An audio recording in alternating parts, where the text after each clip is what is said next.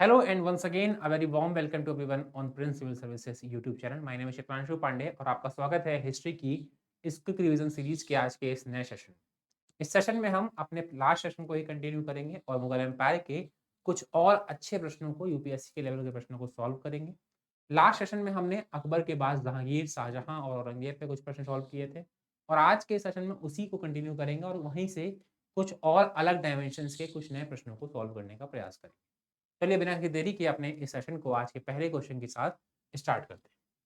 आपका पहला क्वेश्चन आपके सामने है जहां पर आपसे क्वेश्चन पूछा गया है मुगलों की मनसबदारी व्यवस्था के बारे में और क्वेश्चन आपसे कह रहा है मुगलों की मनसबदारी व्यवस्था के संदर्भ में निम्नलिखित कथनों पर विचार कीजिए।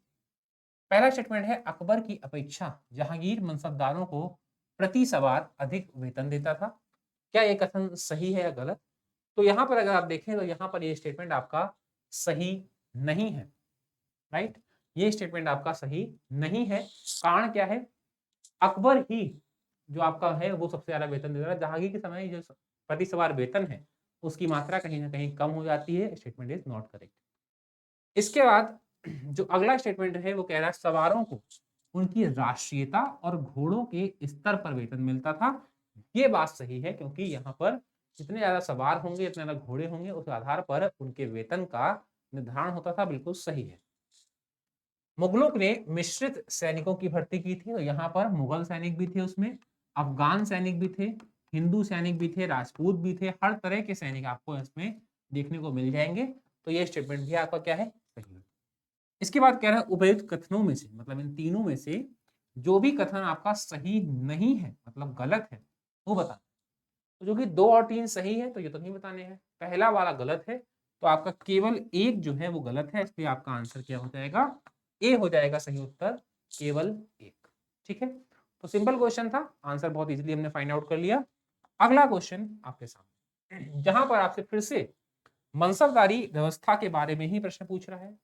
मनसबदारी प्रणाली के संदर्भ में निम्न कथनों पर आपको बताना है कौन सा कथन सही नहीं है। मतलब जो 4 कथन आपको दिए गए हैं वहां पर एक कथन कोई ऐसा है जो गलत है, बाकी 3 कथन आपके बिल्कुल सही दिए गए। तो पहला स्टेटमेंट आपसे कह रहा है मनसबदारों को वेतन नगद में ना देकर जागीरों में दिया जाता था। बिल्कुल सही है क्योंकि यहाँ किसी पर्टिकुलर शासक के बारे में नहीं कहा गया है। तो अकबर ने काफी प्रयास किए थे कि जागीर व्यवस्था को खत्म कर सके। तो नगद में वेतन शुरू हुआ था शेरशाह के समय में भी, अकबर के समय में भी, लेकिन पूरी तरह से ये लागू नहीं हो पाया था। तो मनसबदारों को अभी भी जागीरों में वेतन मिलता था। वही दस्तावेज मतलब जहां पर सारा लेखा जोखा रखा जाता है को जमादानी कहते थे। बिल्कुल सही है। यहाँ पर शाहजहां के समय मनसबदारी व्यवस्था सुचारू रूप से कार्य नहीं कर पा रही।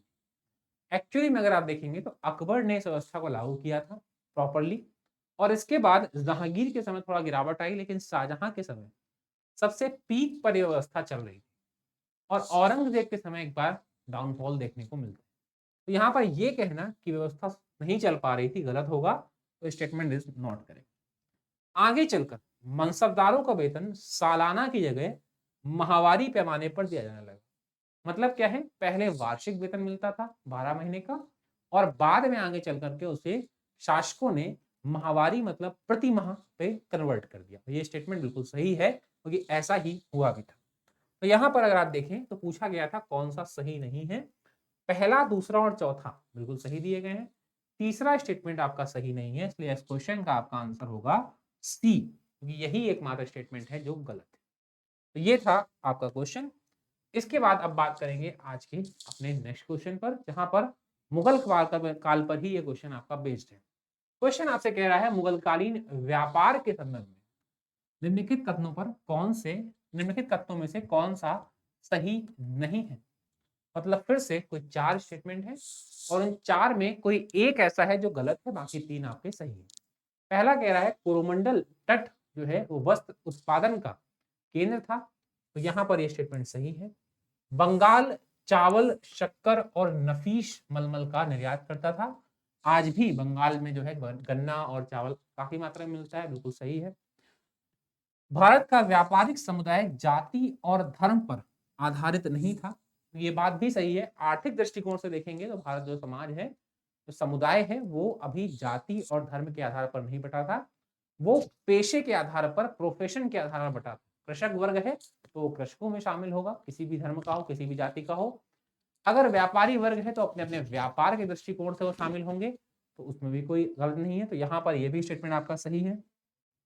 चौथा कह रहा है खत्री और मालावारी दक्षिण भारत के प्रमुख समुदाय थे व्यापारिक, ये एक्चुअली गलत।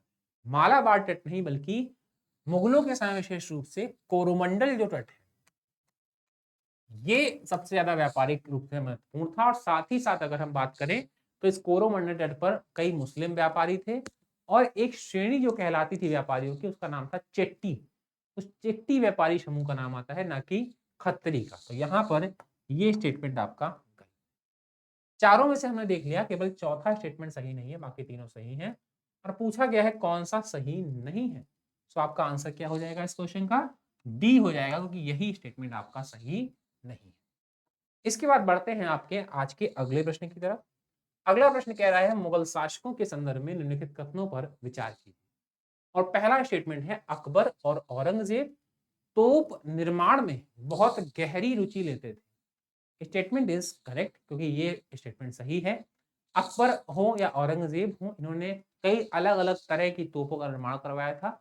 अलग अलग तरह से मतलब ये है कितनी दूरी तक गोला फेंक सकती है, साथ ही साथ स्थिर है या फिर मूवेबल है, मतलब मूव कर सकती है।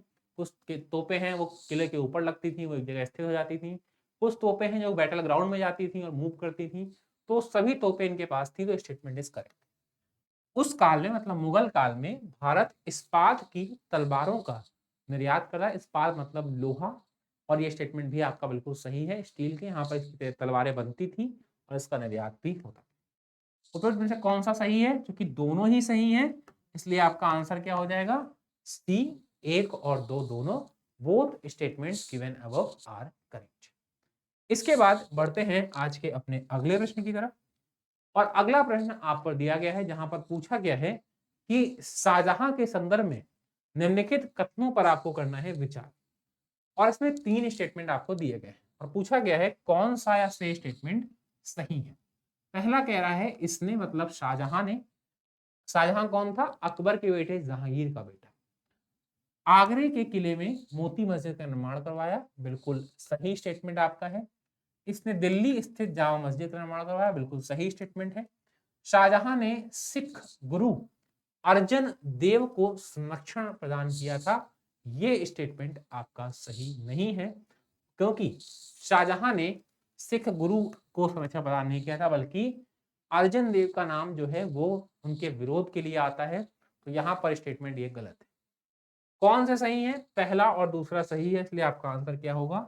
बी, केवल 1 और 2, राइट। तो बी हो जाएगा यहाँ पर सही। अगला प्रश्न देखते हैं।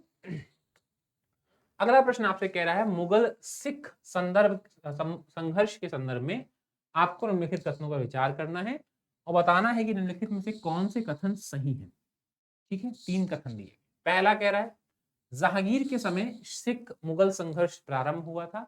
तो कहीं ना कहीं जब अकबर का बेटा जहांगीर गद्दी पर बैठता है तो उसे अपने ही बेटे खुसरो से विद्रोह का सामना करना पड़ता है, और खुसरो को सिख जो उस समय के गुरु थे उन्होंने सहायता प्रदान की थी। तो ऐसे में जहांगीर जो है वो काफी क्रुद्ध हो जाता है उनसे के गुरु पर, और इसके बाद कई यातनाएं देकर उनको मरवा भी देता है। तो ऐसे में संघर्ष जो है आरंभ होता है, बिल्कुल सही बात। इसके बाद अगला स्टेटमेंट है खुसरो की मदद करने के आरोप में जहांगीर ने अर्जन देव और हरगोविंद को कैद में रखा। मैंने यही आपको बताया, वही चीज यहाँ पर लिखी हुई है, बिल्कुल सही है। गुरु का नाम क्या था? अर्जन देव। इनका संघर्ष धार्मिक ना होकर व्यक्तिगत और राजनीतिक था।